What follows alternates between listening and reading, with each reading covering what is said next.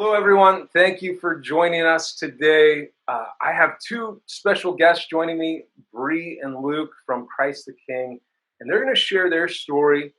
I'm excited to have them with us as Bre is entering into the church this season. She was supposed to enter into the church during Easter, but because of the pandemic, that has been postponed. So we are hopefully and very excitedly awaiting that moment where she'll be able to come into the church. And then Luke, her fiance, is here with us today. And they're going to share a bit of their story. They've got an extraordinary story to share. So thank you both, Bre and Luke, for being here with us today. So first question is just why don't you guys share that you've had a lot going on in your life over the last couple years. Tell us what's happened. Like, what has brought you to this point today? We've been together now for almost 4 years. Our relationship started off very rough. I was a totally different person I was back then compared to who I am now. And she's even made some great improvements, but although I was the one who needed more improvements. So, It's true. Yeah, yeah. the man always, Of course. man always needs more improvement. Yeah. So eventually we were dating for a few months, and then we decided to get an apartment together. Huge mistake, but we learned from it. We lived in the apartment for about 10 months. And then one day, me, my fiance, Bre, and my brother and his fiance, we all took a trip up to Cedar Point in my brother's car. My brother was driving. Me and Bre were in the back seat. And we got all the way there, and we were about 20 minutes away. And my brother comes to a stop sign, looks both ways, and claims there was no car coming, goes to take off, and on comes an SUV and T-bones us. And it put Bre and I in the hospital. Bre was in the hospital for 3 or 4 days. We're both totally fine. I was in the hospital for about 3 weeks. I was in a coma for about 2 weeks, and I was practically on the verge of death. The doctors made it clear that it was very possible for me to not come out normal. Basically, come out as a vegetable, mentally and physically. And slowly but surely, I made improvements, and I was just making these amazing improvements. I am 100% healthy. I can do anything that I used to be able to and more, physically and mentally. The only thing I would say I struggle with is a little bit of my memory, but other than that, physically, I'm 110% good. So they called me like a miracle. So that was pretty amazing. And ever since the accident, Bre and I still struggled with our relationship. Yeah. I still have my bad habits, and not too long after our accident, we actually separated for a short while, for maybe about a month. And that is what really brought me closer to God. I started just the idea of being apart from her. I spent all my time every day praying the rosary, reading books, and just praying personally. Like, before the accident, was your faith, like, how would you describe it? No, my faith, I've always believed in God, but the way I would always explain it is he was never a part of my daily routine. I wouldn't even go to mass. I just didn't care. I only thought about myself. I was a very selfish person at the time. And now it's the complete opposite. Obviously, like, he's the first thing on my mind when I wake up and when I go to bed. I thank him for everything I have. We pray together every single day. When obviously we both go to mass. For you, it was like this accident that happened and this miraculous recovery from this accident, and then that also happening with, like, your breakup with Bre. Yes. Yes. You're experiencing these two horrible things. big things, yeah, and it's like kind of like you're almost hitting a low. Is that true? Like, Oh yeah, it was like an ultimate rock bottom point in my life. but that actually brought you to God.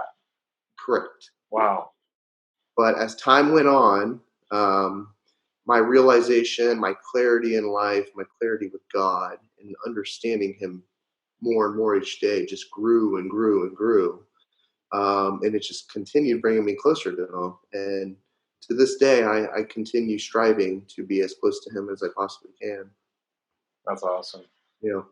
It's amazing how we can experience these challenges, these like low points, and endure these sufferings in our life, and how God can use them to actually draw us to the truth, draw us to Him. Not that He causes them, but because He allows them, and He can bring about a greater good from them. And I can relate to that. It's like sometimes when you hit rock bottom, the only place you can look at is up.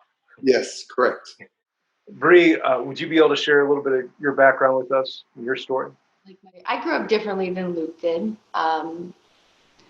But as for growing up, I didn't always go to church. My grandparents used to take me. My mom did sometimes as well as a family when I was really, really little. But growing up and like hitting 15, 14, those ages, I was never actively going to church. And honestly, God was like kind of like not even remotely on my mind. No, I started dating Luke, and like that's kind of where my journey with God kind of progressed. Yeah. It was about a year ago, where we had the discussion about getting married, and I personally want to get married. I want to have a family one day, and that discussion came about, and it became an argument because we had the discussion about how we're going to raise our kids if we have kids. And I was not at all, with Catholicism, okay? So I was so against it. When we were going to church, when he would go to church, it was almost like it almost put up an argument because I was so annoyed by it. It sounds bad, but She just didn't know better. I didn't. So please forgive her. Yes. I'm joking. But there was You didn't understand. Like you came into a situation that was like, what is happening here? there was a lot of things I was very against, but also I was just very uneducated. But that has always gone on like through our relationship. Every time he would go to church, it was kind of like, I don't want to go to Catholic church. I want to go to a more like what I grew up around. But that was kind of my mentality. But when we had the argument about how we're going to raise our kids, he wanted to raise them Catholic, and I was super against it. But we ended up ending the argument, upset at each other, whatever. But the next day, I kind of woke up and I had just walked to Renita, his mom, and I had told her, I think I'm going to give it a chance. Like, I wanted to at least, I owed it to Luke. We've been together. I do love this man, and I owe it to him to at least give his religion a chance. I mean, the most that happens is I don't like it. So, and I don't have to stick with it. And when that came about, Renita had told us that RCIA actually started up the week after. RCIA is a class that you take to become Catholic. And Alpha also was those classes involving, it's what is it? It's a class at the Catholic Church to learn more about Catholicism. Yeah, we'd have dinner. They had great meals for us every week. And then we'd watch a video on a certain topic. Every video was amazing. They blew us away. So Bre, you were like coming into the church and you had reservations, right? Like initially. And then you said, okay, I'm gonna be open to this. I'm gonna give it a try.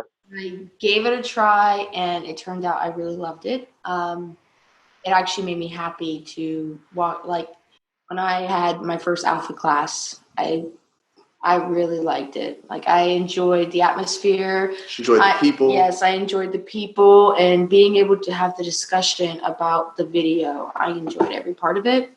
And so I just kept coming back. And then it became more of a commitment because then you have to decide if you want to do the RCIA to become Catholic. And I made that commitment because it was something I really wanted to do. And I started to believe more and understand more why they did stuff the way they did it, I guess. Yeah. Because that was my biggest problem. I didn't understand why their mass was different than going to like a Christian church that does a lot of singing, we'll say. Or there was just a lot of things that were just different. Like, I didn't understand the purpose of communion or confession. I felt it was unnecessary. But once again, I did not understand a lot, but understanding more opened up my faith. And now I practice my faith every day. And yeah, so that's kind of the story. Where we're at. It's amazing that we have these moments of clarity, that God puts in front of us, and these opportunities we have to respond to Him, where He reaches out to us, and we have a chance to reach out back to Him. And both of you, as I'm hearing your stories, like that's what happened was you saw God reaching out to you. Yes. This time of need, and after the car accident, and after kind of that breakup that you experienced temporarily. And then, Bre, as you're wrestling with, do I want to try out the Catholic Church or not? But seeing an opportunity, and then for you both, not to walk the other direction, but to actually say, yes, I'm going to give this a chance. And then those gates opening even wider, where God was able to come through and work in your life in even more amazing ways. That's incredible. Just those moments of opportunity where we have the chance to say yes. Mm-hmm. So impressed by the way both of you guys have said yes to God throughout this entire process. Mm-hmm. So, Bre, as you're going through RCIA, as you're going through Alpha, what's going on with your heart? What's going on with your relationship with God during this time? I think relationship-wise, because I started practicing my faith and I started to pray more than twice a day. I was praying multiple times a day, and I was building that relationship. It made me a happier person when I was being a part of that. And same with going to church. It made me feel good to go to church. And the person I used to be like selfish, but not like Luke selfish. But I used to just like a lot of things the way I wanted them. And I was never open to new things. And I wasn't always happy. So I guess I want to say letting God in has made me a happier person and made me appreciate things way more. So. That's the amazing thing about your guys' story is that it wasn't just openness to like, I'm going to try out a new moral system. I'm not just going to try out a new religion, especially with you, Bre, or like Luke, you saying like, yeah, I'm going to give this religion a chance. You saw it as more than that. You said, okay, I'm going to like God, right? There's Catholicism is about more than just like a belief system. It's about a personal relationship with God. And for both of you to be open to that relationship and then to allow God, like Bre, as you were saying, to allow God inside and then to feel the fruits of that, right? Like the joy and the happiness that came from that, and to know that, okay, I'm in the right spot. What a blessing. Mm-hmm. One thing that amazes me is that you guys, you're both in your 20s, and today, when it comes to people around your age, a lot of them aren't going towards the church, they're going away from it. And statistics have shown that is younger generations are far more likely to leave the church than they are to join it. But you guys have both decided that you are going to live your life and your marriage within the Catholic Church. What do you think is helpful for us as Catholics to do to bring back young people into the church? Like, what are things that we can do, maybe based off of your own experience and what you found helpful? I think honestly, for kids my age, 'cause I have had multiple conversations with multiple people that are my age involving faith and the Catholic faith, but mostly just God Himself. 'Cause it's not always about this one specific thing. So it starts with them believing in God first. Um, but as for going like convincing somebody our age, I think it's a lot harder. And honestly, the most you can really do is really just plant that seed and continuously plant that seed, because you can't just forcing something on somebody, like really pushing it into them. It only like pushes them away. Um, they have to want it, just like me when I ended up wanting to try it out. But like when Luke was pushing it on me, it bugged me. So I was actually going away from the church. But just planting that seed and just putting your opinion out there. And basically, yes, just putting your opinion out there and trying to lead them into the correct direction and constantly bringing it up multiple occasions. If something else goes wrong, just bring that up. And you're always constantly planting a seed. I mean, send them very good inspirational quotes. Just planting that seed, leaning them more towards God will always start something, whether it's the Catholic faith or just Christianity in general. It's just that's where it should always start. So, like, Bre, what you're saying is that, like, and I found this helpful, in my own experience, is that we're called as Christians, as Catholics, not to impose the faith, but to propose the faith. So when the faith is imposed, what happens is you're forcing it on someone, right? Yeah. But when it's proposed, it's more of an invitation, and we see that that's what Jesus Himself did. Was He invited people, and it was always that come and see invitation. Yes. And that's what I'm hearing from you, is that if we can figure out ways to propose that, to plant those seeds, to come and see, that we're going to bear more fruit, we're more likely to reach younger generations. And Alpha is really, the class that I brought up, that is a really good start. Starting point.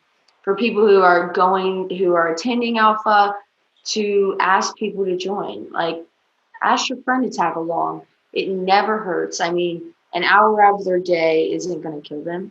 So, but it's easier to pull somebody into a class like that than to say, come with me to church. Because 9 times out of 10, you're like, oh, that's usually people my age. That's usually their impression.